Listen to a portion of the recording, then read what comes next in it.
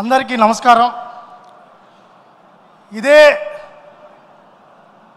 మహానాడులో అనేక మహానాడులో వాలంటీర్గా అక్కడ పనిచేశా.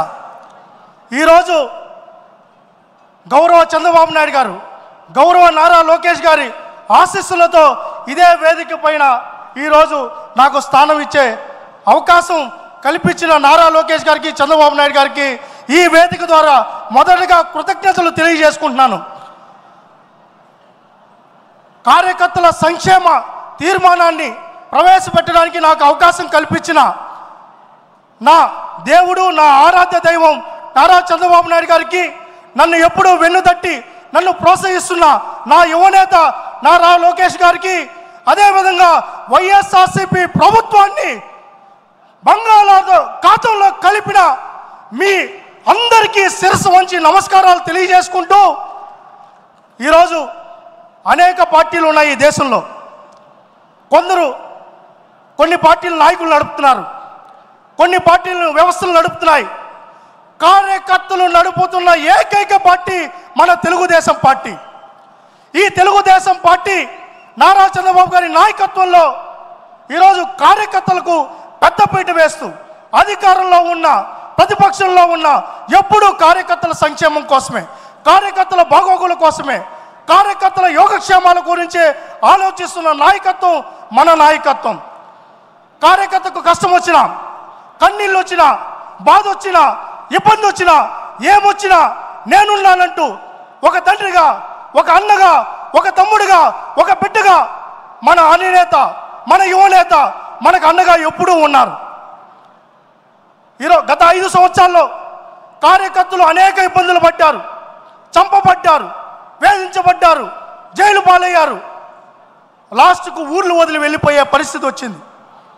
ఆ రోజు ఈరోజు ఎప్పుడు మనకు అండగా నారా చంద్రబాబు నాయుడు గారు ఉన్నారు.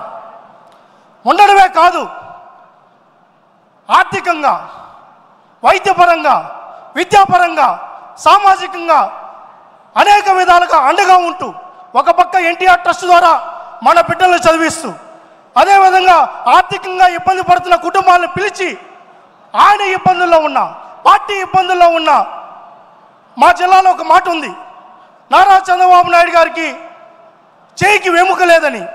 చేయికి వెముక లేదంటే ఎంత తోచితే అంత. కార్యకర్త కష్టంలో ఉన్నాడంటే ఆదుకోవడమే ఆయనకి తెలుసు, వేరేది ఏమీ తెలియదు.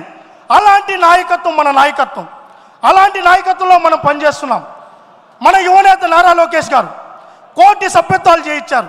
నేను పాదయాత్రలో నారా లోకేష్ గారు వెంట, సార్ వెంట అడుగులో అడుగు వేశా.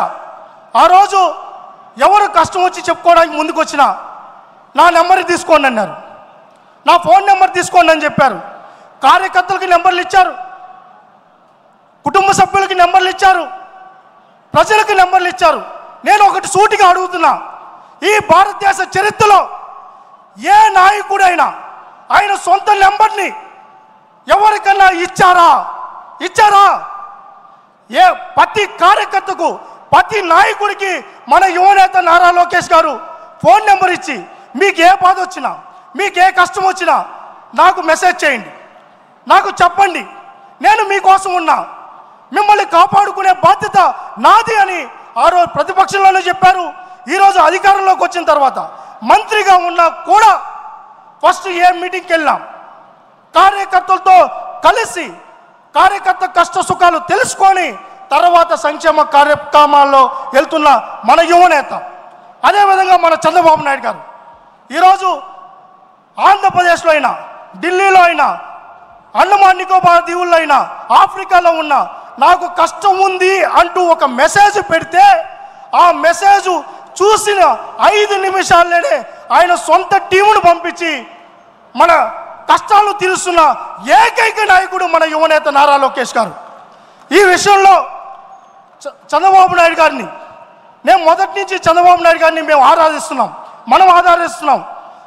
44 సంవత్సరాలు ఈ పార్టీ సుదీర్ఘంగా ముందుకెళ్ళిందంటే కార్యకర్తలకు ఎప్పుడూ ఆయన అండగా ఉన్నారు కాబట్టే ఈ పార్టీ ఇంత ముందుకు సాగింది. ఈరోజు మనం కూడా, కార్యకర్తలు కూడా ఎప్పుడు కూడా ఏ ఇబ్బంది వచ్చినా, ఏ కష్టం వచ్చినా, మనల్ని కొట్టినా, తన్నినా, అవమానింపజేసిన నాయకుడిని మనం వదల్లా. కార్యకర్తలు ఎప్పుడూ తెలుగుదేశం పార్టీ వెంటే ఉన్నారు, చంద్రబాబు గారి వెంటే ఉంటాం.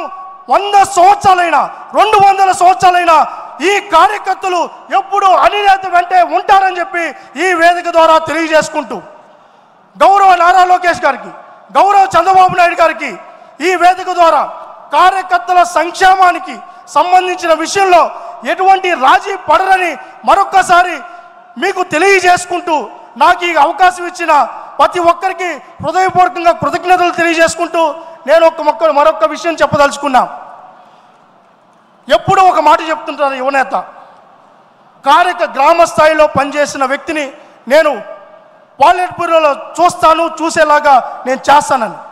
దానికి ప్రత్యక్ష ఉదాహరణే నేను ఒక విద్యార్థి నాయకుడిగా ఉంటే ఈరోజు నన్ను శాప్ చైర్మన్గా ప్రకటించి నాకు ఈ గౌరవించిన ఒక సామాన్య కార్యకర్తకు ఈ స్థాయి గౌరవించిన నా అధినేతకు, నా యువనేతకు శిరస్సు వంచి పాదాభివందనం తెలియజేసుకుంటూ జై చంద్రబాబు, జై చంద్రబాబు, నారా లోకేష్ గారి నాయకత్వం, నారా లోకేష్ గారి నాయకత్వం, జై తెలుగుదేశం.